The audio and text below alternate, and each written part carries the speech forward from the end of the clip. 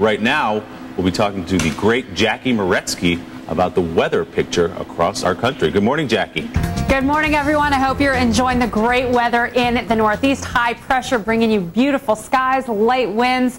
It's all good. Good morning, Biana. Well, yesterday at this time, we could already see the big storms bubbling up right in the heart of the country. And if you're wondering why the weather hasn't changed much, no matter where you are in the country, it's because of this omega block pattern that's characterized by two lows and a high. Nice to see you. Am I allowed to look you in the eye now? Yes. Okay. That's an inside joke. I said, don't be nervous, Jackie. Just don't cast a shadow and don't make direct eye contact with the anchor. Okay, focus on Amy.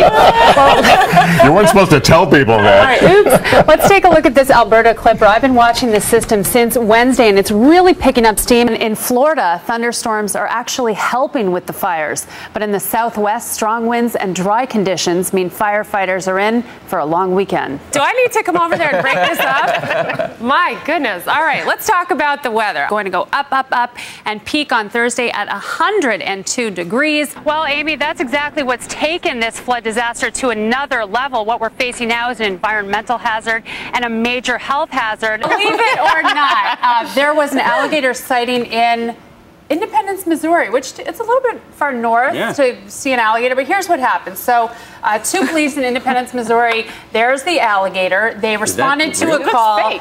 It was near a pond. They got there as fast as they could. They were armed. The first officer shot the alligator right in the head. What's so funny about that? Shot the alligator. The bullet ricocheted. The second officer fired. That bullet ricocheted as well. And it was at that point that they realized that something was amiss. And that's more rain in one day than folks receive in June in the Bay Area in an entire month. In fact, many of my friends there are calling June January. Put that all together, and the result is some severe thunderstorms that are going to take us from Jacksonville all the way up into Pittsburgh. I think, like Ron, I might have really had a good thinking session about it. All right, let's take a look at everything that's going on. We've got some severe weather, a lot of fog in the East Coast, but severe storms yesterday in Pratt County, Kansas. That led to some flooding as well as some large hail that you can see there. And we do have yet again the threat of severe weather today. It takes us from northeast Texas all the way up to Iowa and some big cities in the mix there, including Tulsa as well as Little Rock. And then once that afternoon heat started cooking everything up, that's when everything intensified. A vicious swath of thunderstorms tore across the south. In all, there were 300 reports of damaging winds from the huge complex of thunderstorms across 7 states. In Atlanta, the storm turned deadly. A woman there lost her life when her car was smashed by one of the hundreds of trees that snapped in the powerful winds.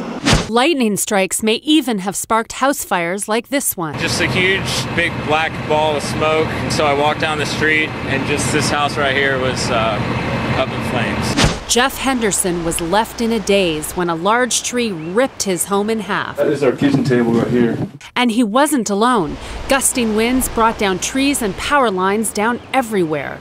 Power crews are right now reconnecting power lines across North Georgia. In the 5th inning, rain delayed the Braves' Texas game. This was the frantic scene captured on an iPhone at an outdoor concert in Rome, Georgia. A tree limb fell into the crowd, sending 2 people to the hospital. In North Carolina, winds threatened outdoor events. I was thinking that we might have a tornado. In front of Hertz Rent-A-Car. In a frightening scene in the Orlando airport, rainwater caused a pipe to break inside the terminal. And Mother Nature today is not being kind to fathers. On Father's Day, we have more severe weather. In fact, a tornado watch until 10 a.m. Central Time in portions of southern Illinois, southern Indiana, and west central Kentucky. And then taking a look at our widespread convective outlook, I want you to focus on Nebraska, about 2/3 of that state under a moderate risk of severe weather. So look for supercell development towards the later afternoon and early evening hours. Dan, back to you. Jackie, I've always wondered, when I turn on the Weather Channel, I live in New Jersey, and they're telling me about the weather in, say, Bismarck, for example. Why do I care about that? My gosh, Willie. It's a serious question. The big outlook for the day. Here's I like the local weather. Okay, let her tell you. Yeah. Here's why you care, serious. Willie, because weather systems typically, on average, move from west to east. Right. So often what's going on in the Central Plains or even as far west as the Intermountain West is going to affect us here on the East Coast. Exactly. That's the answer I was looking for. That's Jackie Meretsky. Jackie. Breaking it down. Thank you so much, Jackie. Wow. Okay. Appreciate it.